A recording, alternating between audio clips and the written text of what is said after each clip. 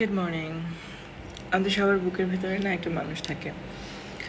আমরা নিজে ভালোবাসার মানুষের কাছে না সেই মানুষটাকে শিশু হিসাবে তার সামনে আমরা উপস্থাপন করি। আমরা চাই আমাদের রাগ বুঝুক, আমাদের অভিমান বুঝুক।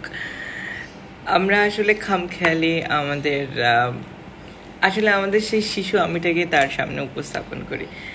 কিন্তু মজার বিষয় কি জানেন, আপনার সেই ভালোবাসার মানুষটা বা আপনি যার সামনে শিশু হতে চান, সেই মানুষটা যখন আপনার সেই আচরণ, আপনার সেই কর্মকাণ্ডে সবচাইতে বেশি অখুশি, বিরক্ত ত্যক্ত হয়, বিষয়টা কেমন সুইট না?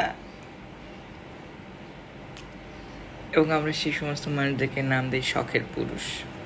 আসলে কি জানেন, এটা আসলে এক ধরনের মোহ, মায়া।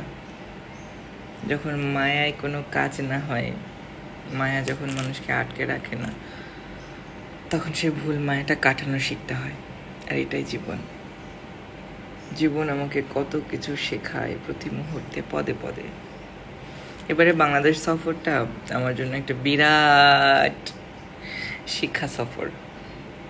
প্রতিনিয়ত শিখছি আমি, যে শিক্ষার লড়াইটা আমি করে যাচ্ছি, শেখার জার্নিটা যেটা শুরু হয়েছিল, প্রতি মুহূর্তে মুহূর্তে শিক্ষা।